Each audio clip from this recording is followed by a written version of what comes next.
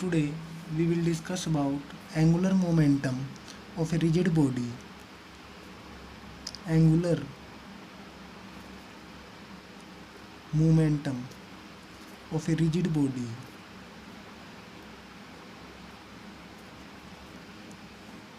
A rigid body about a fixed point.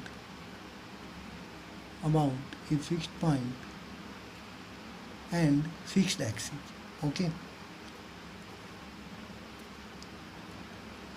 ये आपके notes का थर्ड टॉपिक है।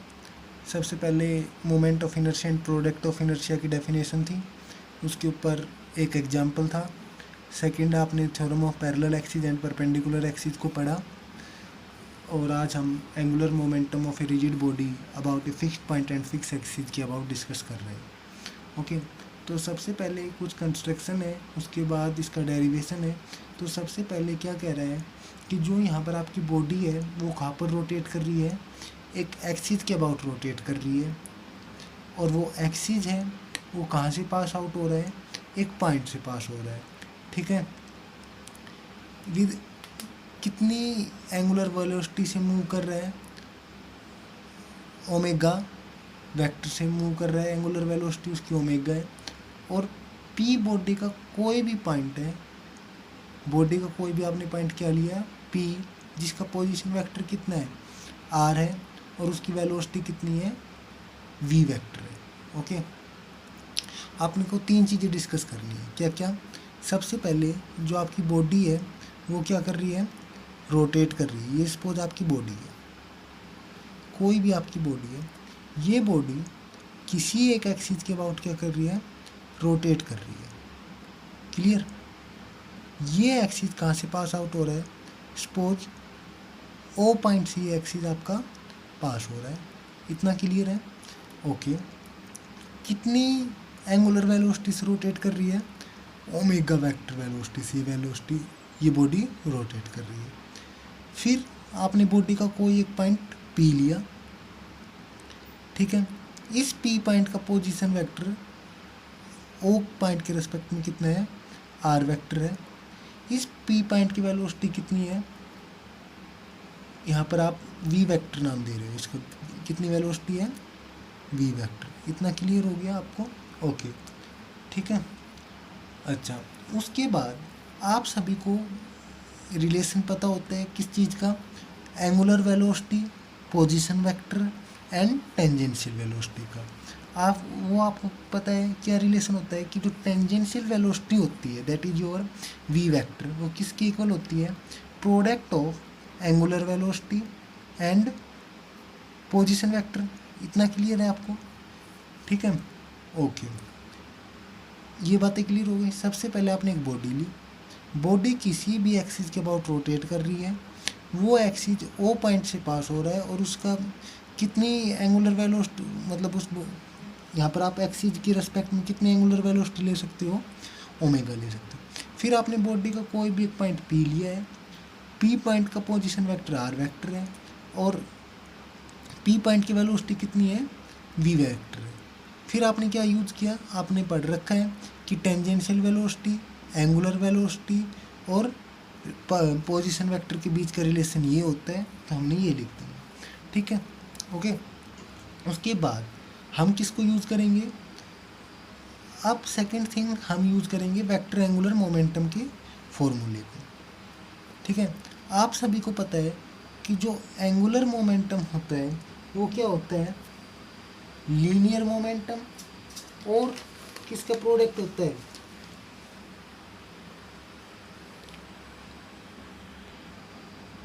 चलो पहले इतना लिखते हैं जो आपने अभी तक की कंस्ट्रक्शन पढ़ी है, उसके बाद एंगुलर मोमेंटम का डिस्कस करते हैं।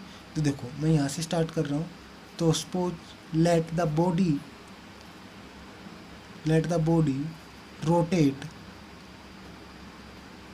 About an axis through a fixed point O, with vector angular, with vector यहाँ पर with vector angular velocity with vector angular velocity omega vector. इतना क्लियर है। नेक्स्ट आप क्या लिख रहे हो, let P be a point of the body such that OP vector is equal to R vector, then velocity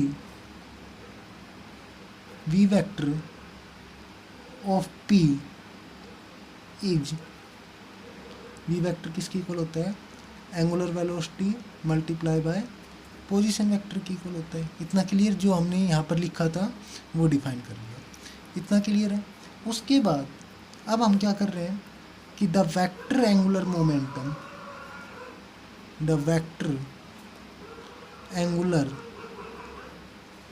momentum about O is, देखो कि जो वेक्टर एंगुलर मोमेंटम होगा ओ पॉइंट के अबाउट वो कितना होगा।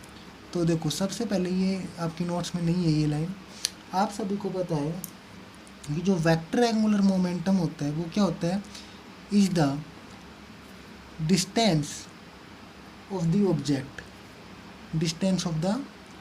Object from A rotational axis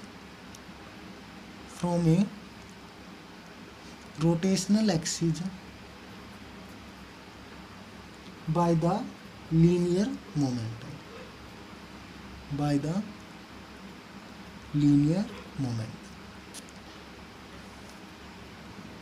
इतना clear हो गया। अच्छा, अब देखो आप, ये आपसे क्या कह रहे हैं कि जो आपका एंगुलर मोमेंटम होता है वो क्या होता है, एल से डिनोट करते हैं, बेसिकली यहाँ पर एच से डिनोट कर रखा है। वो क्या कहता है कि is the distance of the object,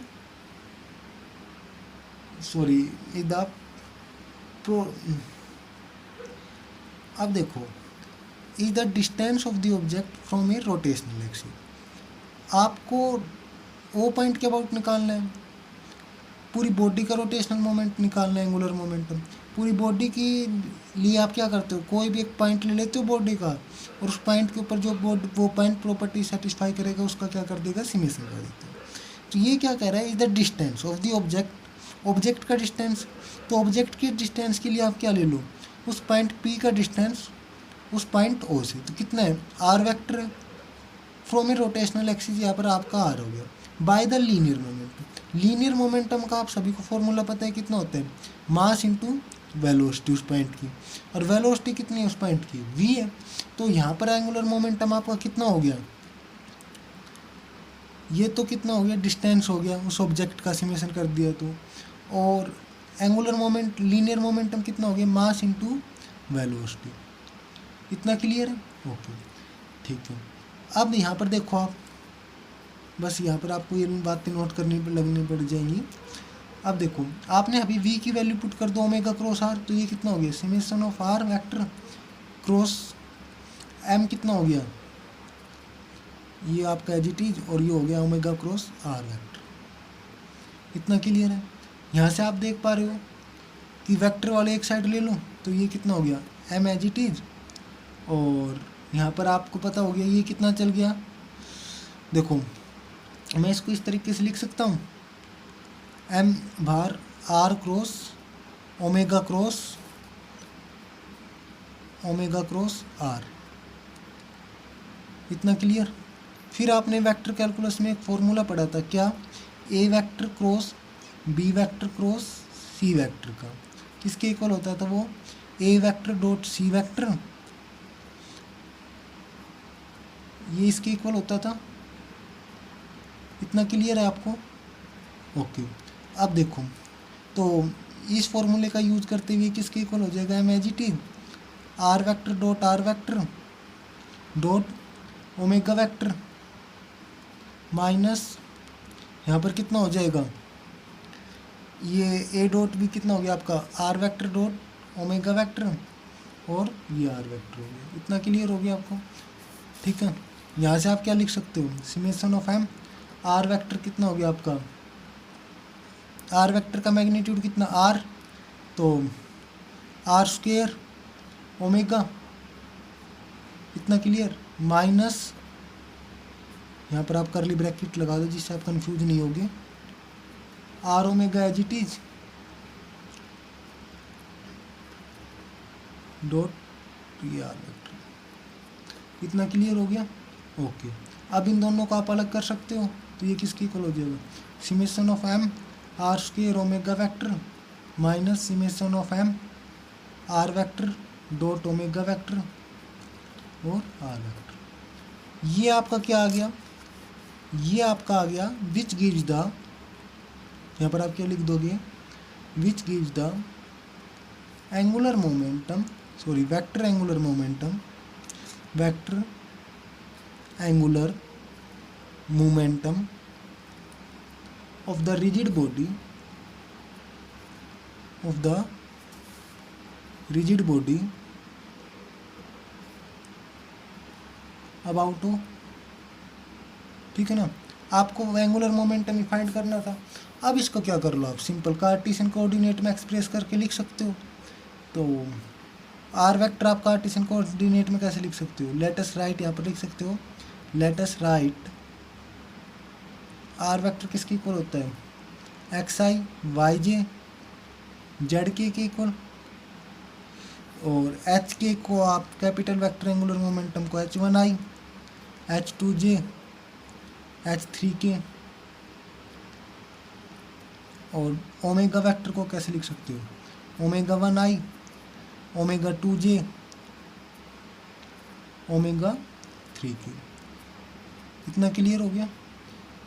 अब आपको इनकी वैल्यू निकालनी है, बेसिकली आपको सब्स्टिट्यूट करना होगा। कैसे करोगे, देखो आर वेक्टर है तो आर वेक्टर आर स्क्वायर की वैल्यू कितनी, देखो आर वेक्टर का मैग्नीट्यूड किसके इक्वल था, आर के इक्वल था, और ये किसके इक्वल हो गया, square root of X square plus Y square plus Z square, ठीक है ना। तो यहाँ से आर स्क्वायर की वैल्यू कितनी हो जाएगी, X square plus Y square plus Z square की इक्वल हो गया। ओके, ठीक है। और यहाँ पर एम आर स्क्वायर ओमेगा है, तो इसका मतलब ये कितनी, summation of M R square omega की वैल्यू कितनी आ गई आपकी, M X square Y square Z square omega one I cap omega two J cap omega three K cap, ये वैल्यू हो गई। अच्छा, अब इस पे आ जाओ, ये क्या कहता है, R vector dot omega vector. तो यहाँ पर देखोगे आप कितना होगा, यहाँ से इसको R vector dot omega vector करोगे तो आपको पता है डॉट करते हो आई आई वाले के साथ, तो यहाँ पर कितना हो गया आपका, omega one X omega two Y omega three Z, क्योंकि पता है आपको I cap dot I cap कितना होता है, वन, क्योंकि कोस आई कैप डॉट आई करोगे तो कोस जीरो और कोस जीरो वन होता है, ठीक है। अच्छा, अब इसकी किसके साथ करनी है आपको, अगेन आर वेक्टर के साथ करनी है। तो R vector dot omega vector dot R vector कितना हो जाएगा आपका, यहाँ पर डॉट लगाओ या बात मत लगाओ, बात एक ही है, क्योंकि ये स्केलर क्वांटिटी है तो कोई फ़र्क नहीं पड़ेगा। तो omega one X plus omega two Y plus omega three Z, और यहाँ पर करोगे तो X I Y J Z K, ये हो गया। बेसिकली आपको क्या चाहिए, आपको तो फ़िलहाल, और इधर आपका H one I H two H चल रहा है, तो एच के कोऑर्डिनेट क्या है, H one I H two J, तो आई आई वाले कंपेयर कर लोगे, तो आई वालों करेंगे तो कितना आ जाएगा, एच का एच वन, तो एच वन की वैल्यू कितनी आ गई यहाँ से, एम आर स्क्वायर ओमेगा, ये हो गया M X square Y square plus Z square omega one minus M इसकी वैल्यू है, तो माइनस समेशन ऑफ एम, और यहाँ पर आपका समेशन ऑलरेडी लग ही रहा है, आर ओमेगा, और आर की वैल्यू ये है, इसकी करोगे तो कितना आएगा, omega one X omega two Y omega three Z X. इतना क्लियर हो गया। ओके, अब देखो आप यहाँ से ध्यान से देखना, ये आपका omega one X square cancel हो गया, तो ये कितना बच गया, M Y square plus Z square, omega 1 summation से बाहर आ गया और यहाँ पर आपको कितना बच गया omega 2 summation of M by minus of omega 3 summation of M Z X. इतना क्लियर है? ओके, ये किसकी वैल्यू हो गई omega 1 A, omega 2 F, omega 3 E. इतना क्लियर हो गया। सिमिलरली आप H2 की वैल्यू निकाल लोगे, ठीक है ना। H2 की फाइंड करोगे कितना आ जाएगा, ओमेगा कैलकुलेट कर लेना, वो आएगी आपकी omega 2 B, omega 3 D, omega 1 F. ठीक है, इससे आगे हम कल क्लास में करेंगे। इतना आपको समझ में आ गया होगा। कोई डाउट है तो मेरे से पूछ लेना, मैसेज कर देना। Thank you.